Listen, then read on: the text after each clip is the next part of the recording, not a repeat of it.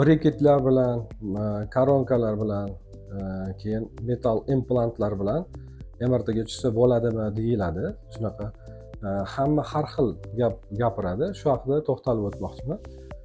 Qarang, o'zi birinchi MRT nimaligini bilib olish kerak edi. MRT katta nechadir tonna keladigan magnit, tunnelsimon konstruksiya, uning ichiga patsient kiradi.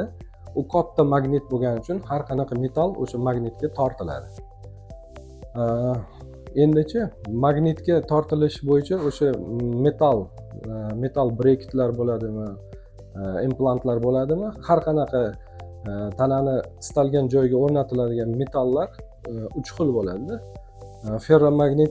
Ferromagnetik degani bu magnitga juda ham kuchli tortiladigan metallar. Bularga temir kiradi. Temir juda ham kuchli unaqa artefakt beradi, qizib ketishi mumkin. Keyin ular qatoriga yana temir, nikel, xrom, bular juda ham kuchli artefakt beradi, qizib ketadi. Shu narsalardan tayyorlangan briketlar, implantlar mumkin emas. Sababi ulardan qilingan implantlar, briketlar o'sha shilliq pardani kuydirishi mumkin, qizib ketishi natijasida. Hozir unaqa implantlar kam.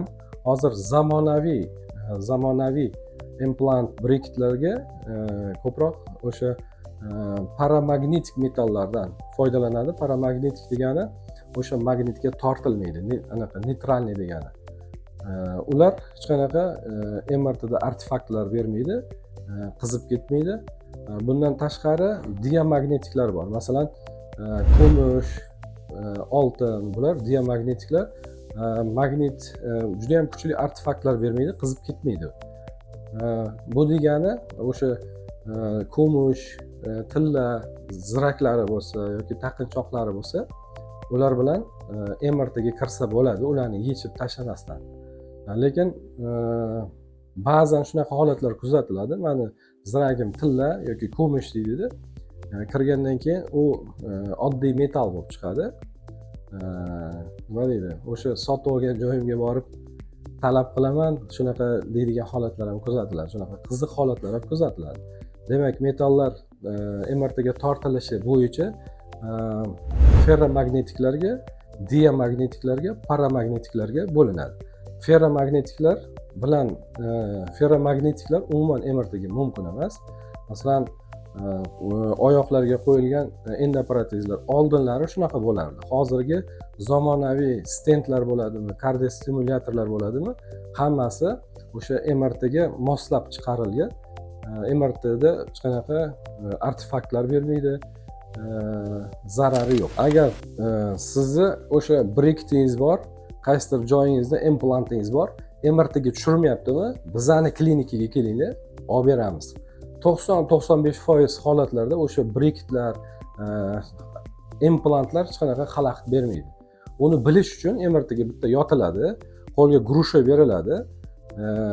Bitta snimka chiqqanda o'zi kuchli artefakt bersa, snimka to'xtatiladi. Lekin 95% holatlarda u xalaqit bermaydi, tekshiruv oxirigacha davom etadi. Agar o'zingizni yomon his qilsangiz, o'sha metal qizib, nimadir sizda qanaqadir diskomfort bo'lsa, o'sha grushani bosasiz, o'zi birinchi, ikkinchi sekunddan o'zi bilinadi u narsa. Grushani bosasiz, tekshiruv to'xtatiladi, chiqariladi. Bunaqa holatlar kamdan kam 2-3%, 4% holatda bo'lmasa, qaysi joyda sizni implantingiz bilan tushirmasa, bizani klinikaga kelinglar, biz tushiramiz. 95% holatlarda.